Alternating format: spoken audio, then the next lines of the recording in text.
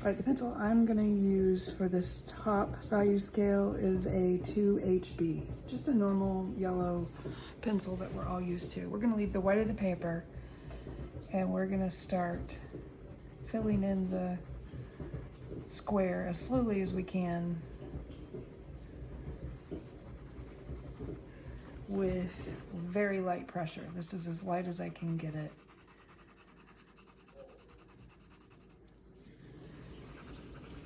Now remember, it's layering, so you want to go over it multiple times with light pressure.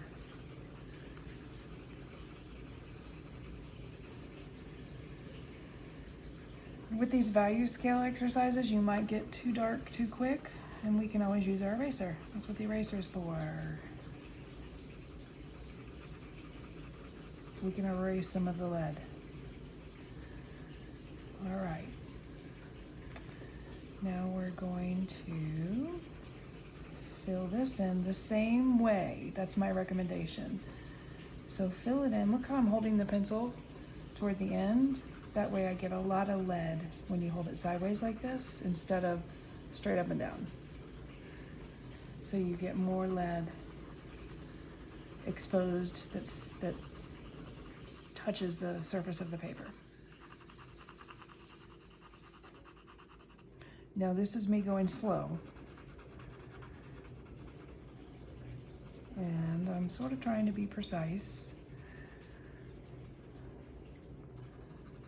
You can go diagonal. And it looks like I've gone over this section one more layer. I don't know if you can tell, but I know that I've gone over this section just the same amount of light pressure, but multiple layers, to get a very gradual change. We're gonna get a full range, but have it be more gradual than I've seen you guys do in your sketchbooks. All right, so I feel like that looks like there's more lead in this square in the middle than there is in this first one next to the white. All right, so we're gonna do the same thing. Remember, we're keeping the same pencil. And we're going to give it a nice amount of lead.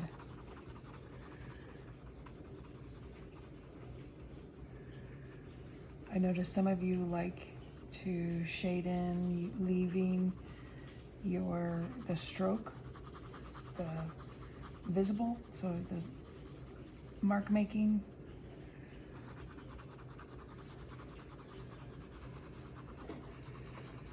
All right, so I'm going over this fourth square, and it looks like it's pretty much similar to the one to the left. So I need to go over and inside that area because it's supposed to be one shade darker. So we're going over is getting darker, consecutively getting darker the more you go to the right, lighter when you go to the left. These are called shades. This is called tint. Please write that down. Shades and tints. All right.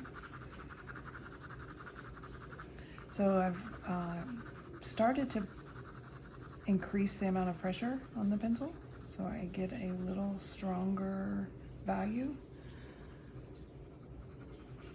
And I'm thinking I've gone inside this area at least 4 to 5 times to increase the shade.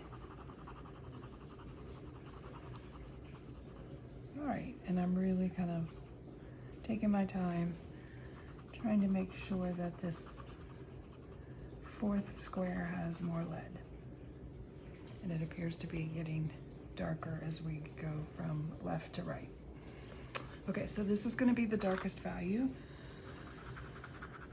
This is a 1, 2, 3, 4, 5 value scale. So 5 scales.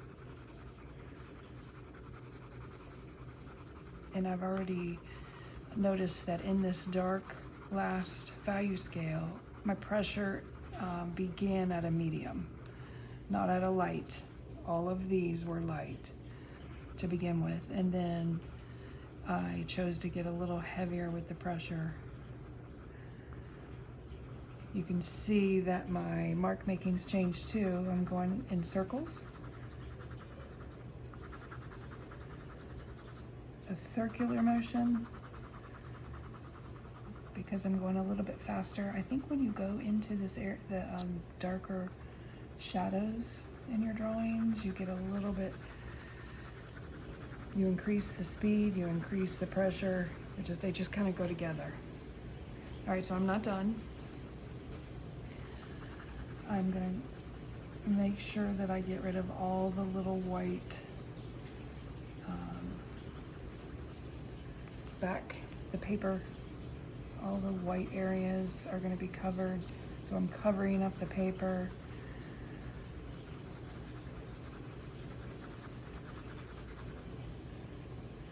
To really make sure that I'm giving a very dark value with this 2HB pencil. So now I've lifted the pencil up in a little bit different position, holding it differently. I call it the crab hold. And I'm filling in this box to the best of my ability. Even though it looks like I'm going fast, which I am, I'm going a little bit faster than I did in the other 3 boxes to the left.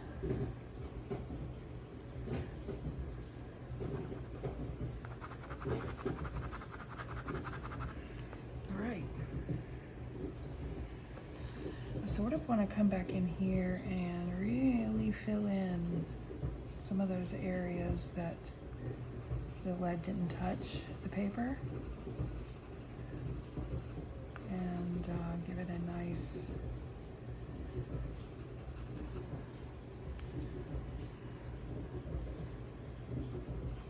solid value where there are no spots.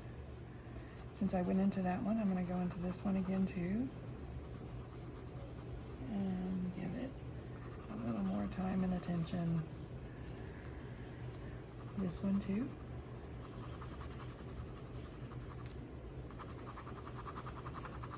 Just when you think you've filled in a space with a lot of lead and you think you can't add any more, you notice that the paper will accept more lead. So don't stop until you feel like you've really shown me that you've got this full range of values. And I'm going to go ahead and write 2HB. These are notes for myself. Your sketchbook is a place where you take notes. It's your reference material for you to use in the future, even today in our project. So I think we've got a full range. Now it's time to do this bottom row.